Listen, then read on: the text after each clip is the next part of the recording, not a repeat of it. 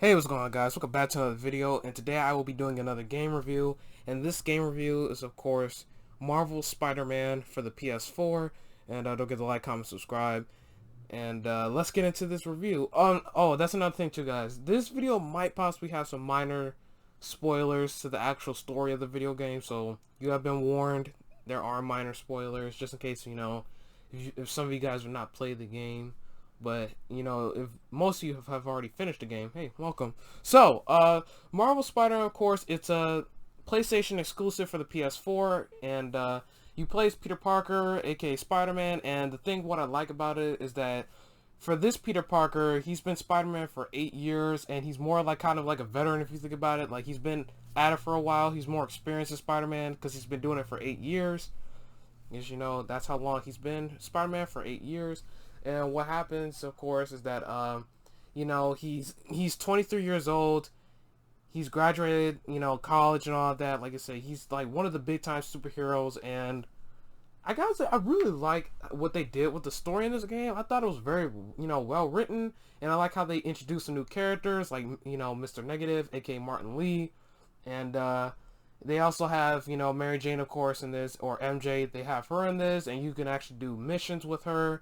And they also introduced this new character named Miles Morales. But Miles Morales, he's actually been around for a while. Like, he's been around, I believe, since 2010.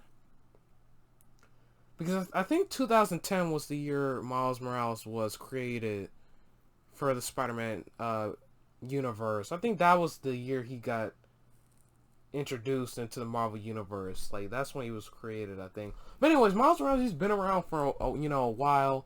But I like the fact of how 2 years ago, back in 2018, they really started truly introducing Miles Morales into the Spider-Man film universe. Well, not film. Well, yeah, film universe and the video game universe. And because, of course, Miles Morales is also in Spider-Man Into the Spider-Verse. And then he's in this game.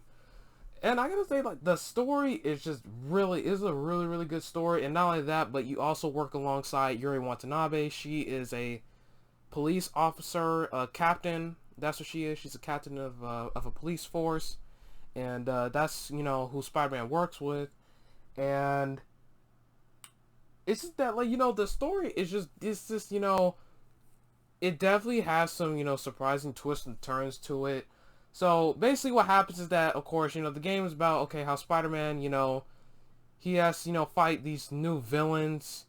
Well, I shouldn't say new villains because he's been fighting some of the villains for a while since he's been Spider-Man for 8 years. So technically a new, villain technically rises up and starts, trying to, he starts destroying New York. And of course that new villain is Doc Ock, and that's actually who Peter Parker works with in this story. He works with Dr. Octavius, and then what they do is that they work on prosthetics and like to try to help people. They try to help change the world because Peter Parker is brilliant. He's a scientist, and and that's what Dr. Octavius also is. He's a scientist as well, and he's brilliant as well. Like like I said, they truly show how brilliant Peter Parker is in this video game, and that's what I really like about this. Like I said, honestly, in my opinion, this video game is actually my personal favorite Spider-Man video game of all time. And like, I've played other Spider-Man video games back in the past, but like, this game, I put this game as number one for the Spider-Man games. Like, this game literally just beats all the other Spider-Man games that have come out in the past. Like, this is the best one. And not only that, but of course, this game is it basically works like Arkham, of how, in the Batman Arkham games, you would have you will have to, free roam around the city, do side missions, and you also get Spidey. You, instead of like, Batman gadgets, of course, since it's a Spider-Man game, you get different Spidey gadgets. Like, you get to upgrade your web shooters. You get impact web, trip mine webs. Those are basically like traps for enemies, and they get webbed up. And that's the same thing they did with the Arkham games, of how Batman, he has all his different gadgets. That's kind of like, that's the same thing they did with this game. Instead, they gave, Spider-Man, all Spidey gadgets. You get to upgrade your web shooters. You get a suspension matrix. You get impact webs. You get, you get the electric web. There's like a whole bunch of different variety of Spidey gadgets in this game, and that's what I really love about this game, because I like the fact how they gave Spider-Man more gadgets in this game, and that's the thing they've really truly been doing with Spider-Man lately. Like, they've truly made Spider-Man more of a tech savvy, even though he's always been a tech savvy for years. But they're truly showing that Spider-Man, he is really good at using, different type of electronic tech. Of course, like I said, that's the same thing they've been doing with the Tom Holland Spider-Man movies. How Iron Man kind of introduced Spider-Man to all this new tech he's using, and now Tom Holland Spider-Man, he's now using all this tech for his Spidey gadgets and his suits and all that. But like, that's really cool. Like, how they've been doing that with Spider-Man lately, and that's the same thing they did with him in this game. And I gotta say, the voice acting is really good. Like, I believe like the person who voice acts as Spider-Man in this game, his name is Yuri, and I like the voice actress for MJ. I like the actor, I like the voice actor for Dr. Octavius. I like the voice actor of Miles Morales, and I like the voice actor of Yuri Watanabe. Like I said, like, everyone just did a really good job with the voice acting in this game, and the gameplay is really good too. And it's like I said before, it works like Arkham, and you can also upgrade your combat, and you can also like do aerial attacks. You can do web strikes. You can like do finishers, like those are in the Arkham game as well. Like, in the Arkham games, like, where if your bar was full in the Arkham games, you would be able to press 2 buttons at the same time, and then you could do a finisher that would, like, you could do a takedown that will automatically take down enemies. But in this game, they, instead of calling them takedowns, they call them finishers, where you press circle and triangle, and then Spider-Man just does an instant finisher on his enemies, and he just immediately takes the enemies out. And that's another thing I want to talk about too, is that you do get different suits in this game, and there are like, I think there are over 40 suits. Yeah, there's over 40 suits in the entire game, which is a lot of suits for Spider-Man, like, that you can get. But not only that, but when you like unlock suits, you also get suit powers with them. So every time you get a new suit, you also unlock a new ability, where if you click down on both the left stick and right stick, you can do a suit power ability. So like for example, like, there's the Iron Spider suit from the MCU in this game. So that suit power comes with the iron arms that he uses in the movies and stuff. So if you press down on both buttons, what happens is that he activates his iron arms, and then you get to attack enemies with iron arms. And then there's like this web blossom. Like, so what happens is that, like, if you press down on both buttons, Spider-Man, he just goes in the air, he just starts webbing up enemies. So they start getting webbed up to walls, the ground, and everything. I just really like what they've been doing with the suit powers. Like I said, you also like get this you get, let's see, what is it called? What was it called? Oh yeah, that's right. It's this spider armor you get. You get spider armors in this game. So what happens is that you get a defensive shield, so that way whenever you're fighting enemies, like, whenever they hit you, you won't take any damage. And there's also another armor where, like, you can become bulletproof. It's really cool how they, added suit powers to each different suit. Like, it gives it, a bit of a benefit for each suit that you unlock, which I really like. And, but yeah, but story-wise, so what happens is that, of course, Dr. Octavius, he becomes Doc Ock, because the neural interface affects his mind, so he starts going crazy and becomes evil.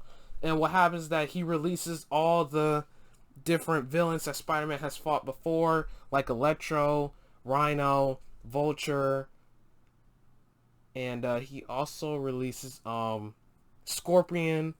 And then, of course, Mr. Negative breaks out, because you do defeat Mr. Negative.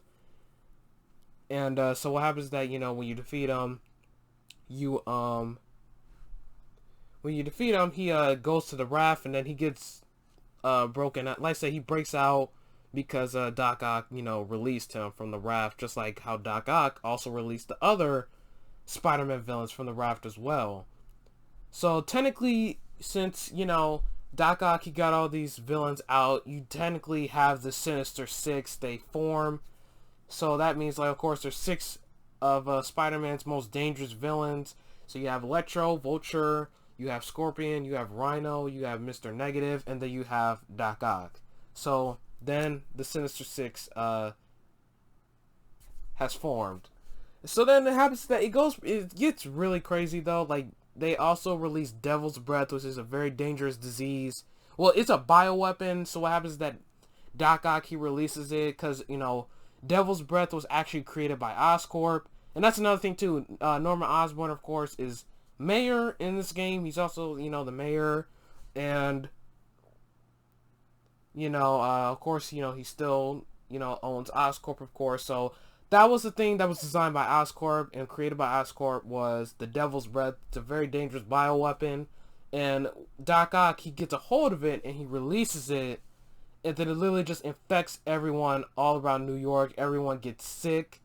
And then prisoners, they break out of jail as well. They start wreaking havoc on the city.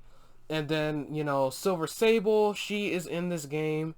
And she has her Sable Agents, which is her own army, but they're called Sable Agents in this game. So what happens is that you are kind of working alongside the Sable Agents, but then they turn against Spider-Man. So Spider-Man has to fight the Sable Agent. So now so then, like, in this moment, he had to deal with both the Sable Agents and all the prisoners that broke out of, you know, the prisons. So what happens is that, of course, you know, Spider-Man, he needs the help of MJ and Miles Morales.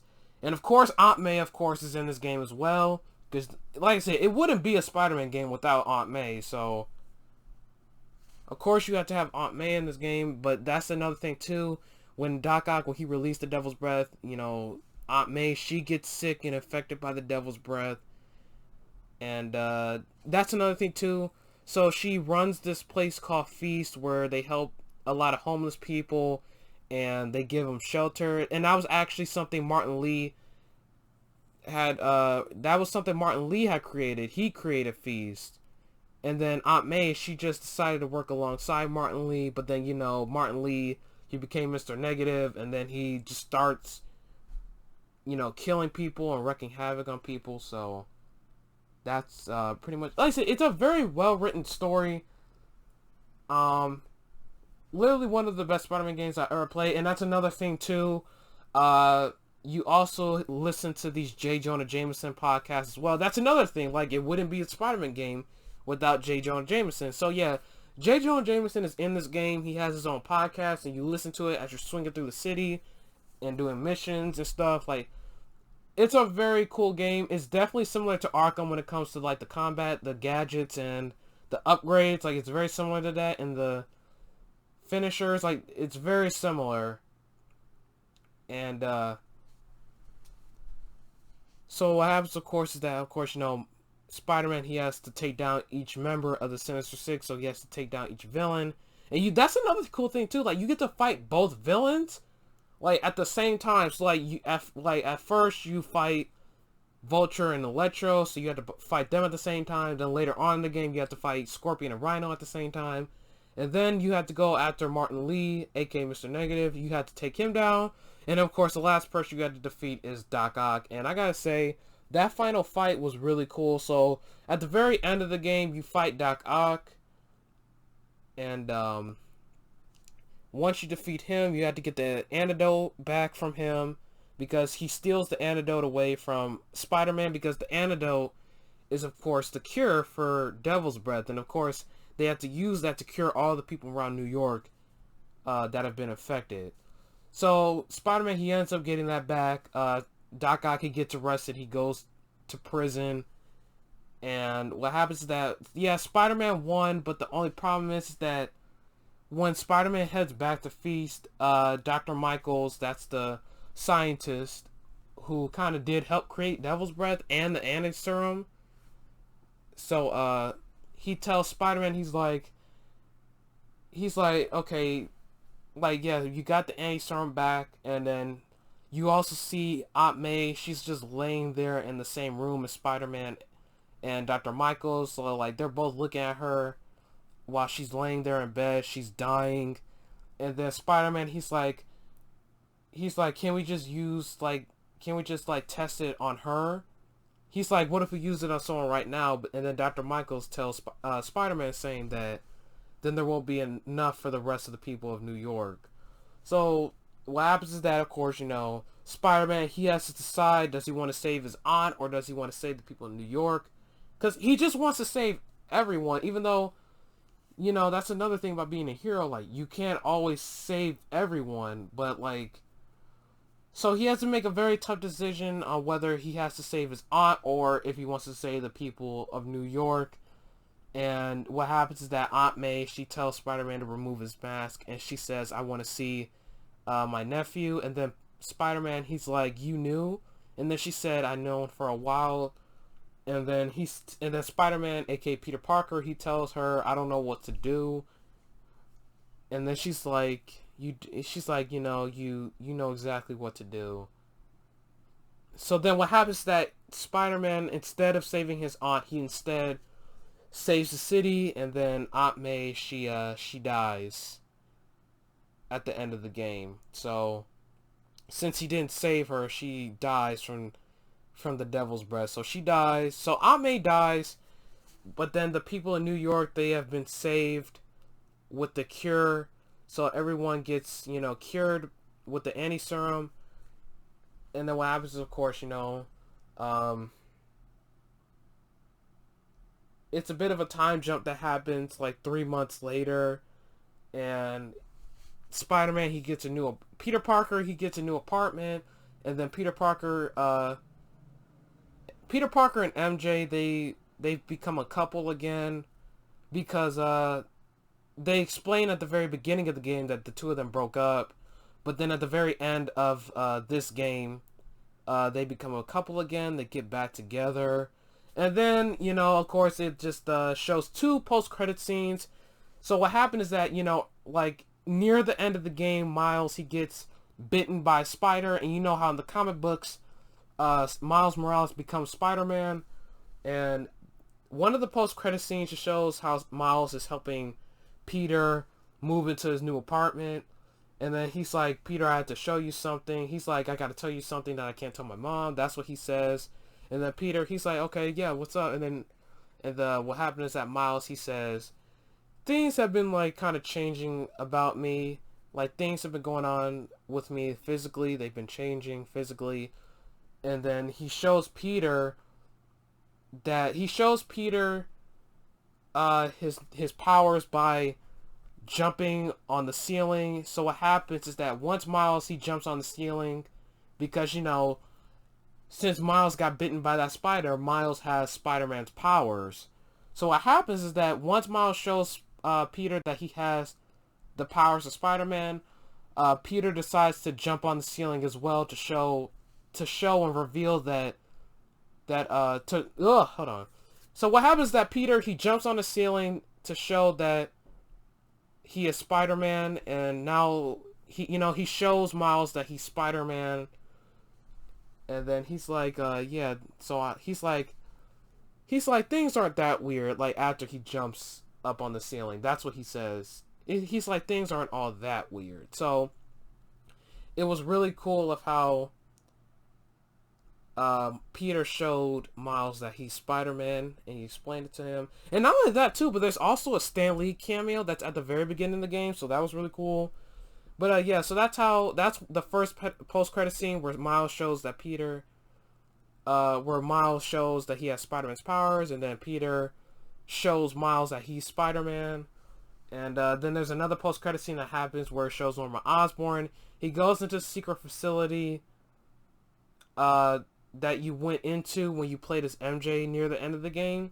So yeah, this post-credit scene, it shows how Norman, he goes into the secret room, or secret lab, I should say, and it shows that Harry Osborn, because they say earlier on in the game that Harry Osborn went on a European trip, but apparently apparently Harry was always there in New York, because Harry was actually sick, and they had to treat Harry by doing tests on him, in order to help him get better.